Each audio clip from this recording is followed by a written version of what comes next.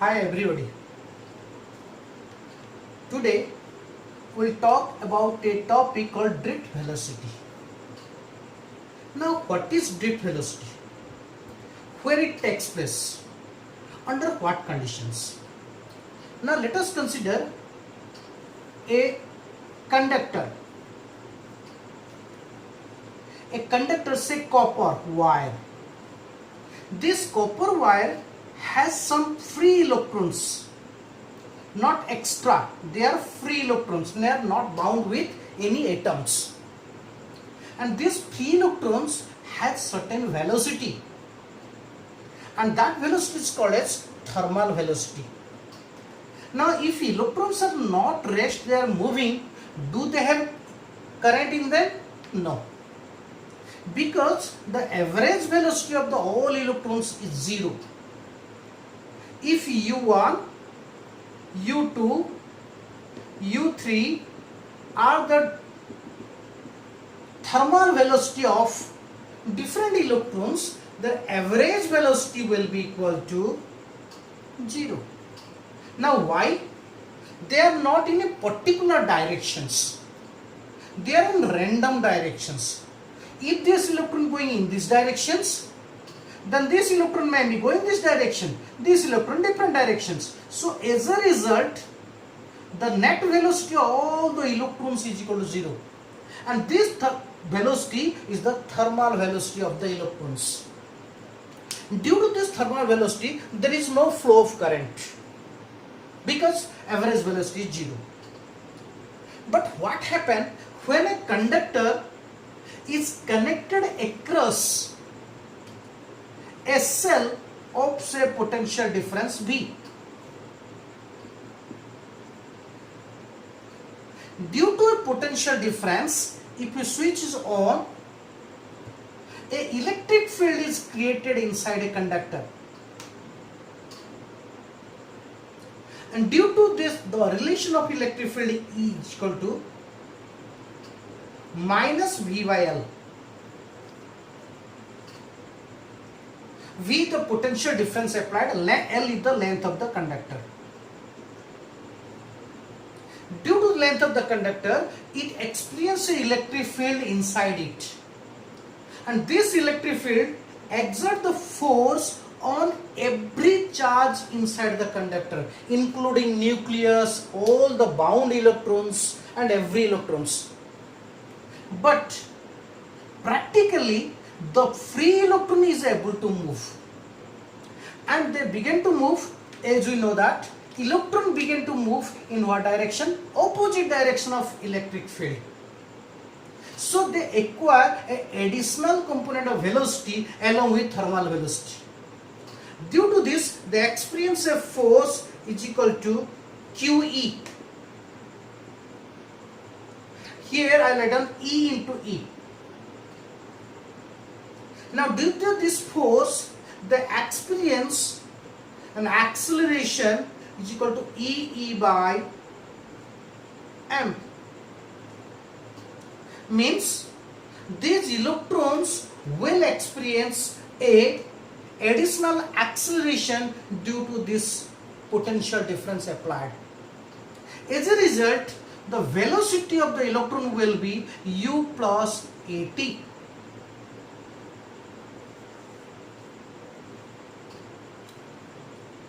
V is equal to U plus AT.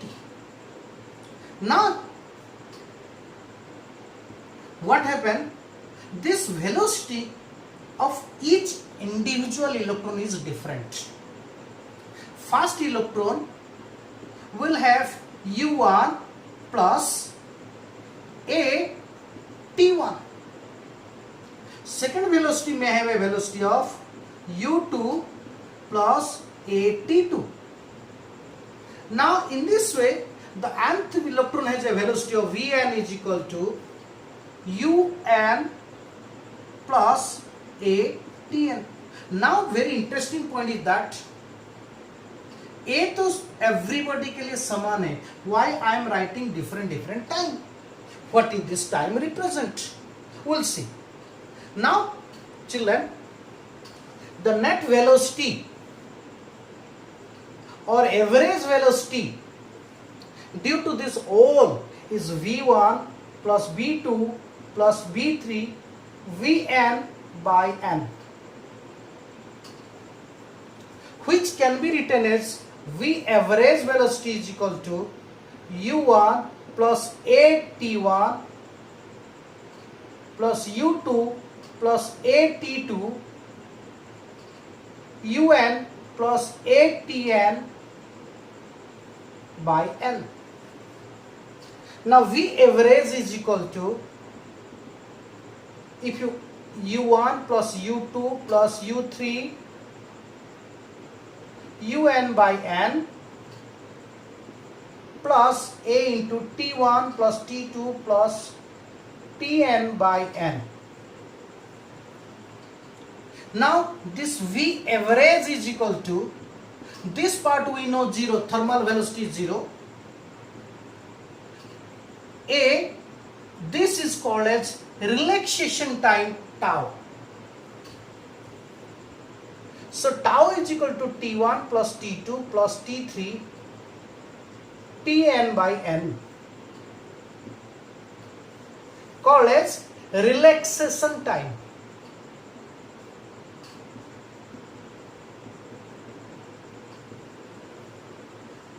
Now children, here see, here there maybe you have some confusion.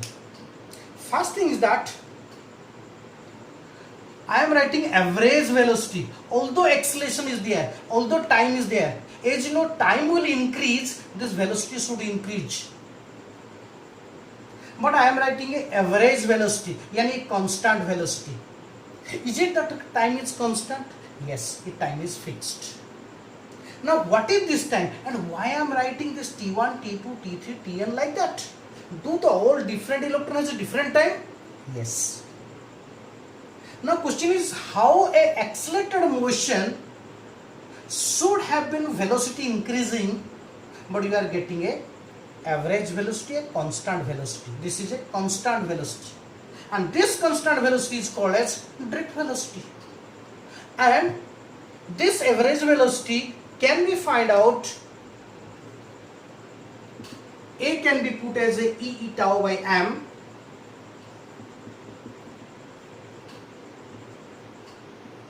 and one more important point is that as acceleration and electric field are in opposite directions, electron accelerate in opposite direction of electric field, so it will have a negative, because drift velocity and electric field are in what direction? Opposite directions. That's why if the drift velocity acquired is equal to minus e b tau by m.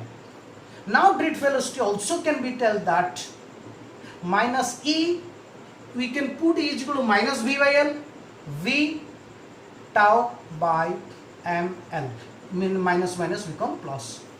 So in terms of potential, drift velocity will e v tau by ml, or in terms of electric field, drift velocity will minus e tau in tau by m.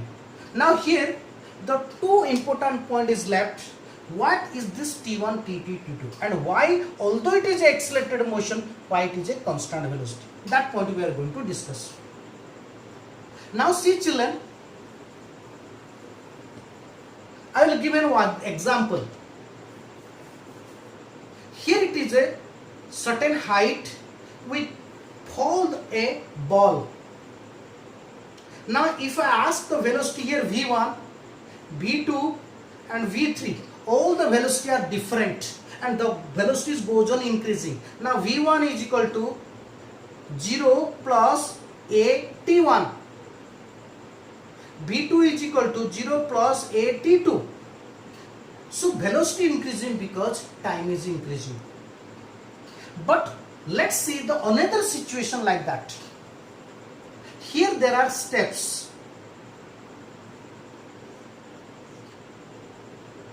CD. Now you see one child, if suppose jump from a certain height, say 20 meter, it is a risk. The same child when standing on a 20 meter on steps, it is not risk. Because that you can see, if I drop a ball here, the ball will move and hit to the ground. Then again move, hit to the ground. Then move again, hit to the ground. Here you will find out, although it is accelerated motion, if the ball, if we think that there is no change in horizontally, it completely lost the velocity after hitting to the ground. Suppose you just imagine it completely lost the velocity after hitting to the ground. Maintain the horizontal velocity, vertical velocity becomes 0. Then what happened? If it take 1 minute to fall 3 steps, it will take also 1 minute to fall next 3 steps. It also take 1 minute. Means the average, although it is falling with certain height, with accelerated motion, the velocity is constant throughout the motions. If the body exactly lost complete the velocity again in the vertical component, in this way, although it is accelerated motion, velocity remain constant. Suppose 3 step in 1 minute, 3 step 1 minute, 3 step 1 minute, 3 step 1 minute. In this way the speed will go on. Exactly like that, here although accelerated motions, both are accelerated motions, it after collision lost its velocity. Exactly same thing what happened here. Here when a conductor we are talking about, it has ions, suppose copper atoms and ions. This is a free electron, it began to move, hit to the atom, lose its velocity, then change the direction, again go and hit another atoms, and then hit another ions. So in this way, children, it go on hitting and losing the velocity. That's why although it is an accelerated motion, but due to frequent collision of electron with the electrons and other electrons as well as ions, it lost the velocity acquired. As a result, it cover a particular distance in a particular interval of times. That's why the velocity is going is very less. That's why it is called as very slow. It is order of some millimeter per seconds. That's why it is called a drift velocity. So what is drift velocity? The velocity acquired by the free electron when an external electric field applied in a particular direction is called a drift velocity. But thermal velocity is very high, but net thermal velocity is 0. So whenever we applied a potential difference, the electric field drive the electron in a particular directions. As a result, electrons collides, collide, very slowly move, and that is called drift velocity. And that velocity is here minus E tau by m. And now here one more important point. Why I am writing T1, T2, T3, T3, Tn? For example, suppose these electrons, because we are taking so many electrons, everybody's, I will give one more example. You see, in the same step, suppose you release a large number of balls, and suppose say one ball is falling here, another ball is suppose here, another ball is suppose here, A, B, C. Now we are calculating velocity of A, U plus A into T1. What is T1? Time since last collision. This much time only, not the complete time. For VB, U plus A tau T2. Time since last collision. Suppose it may be 0. And VC, suppose U plus A T3. For this the time is since last collision. Because after collision they lose that velocity. Again they accelerate from only this much height.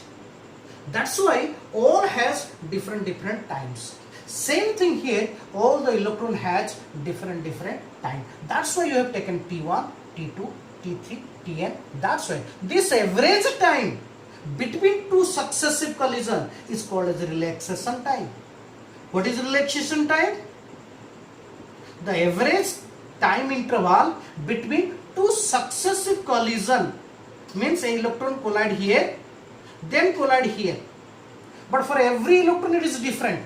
The average time is called, this is the average time of success collision for all the electrons, and that is called as relaxation time. And it purely depend on temperature. The relaxation time purely depend on temperature. So this is all about, children,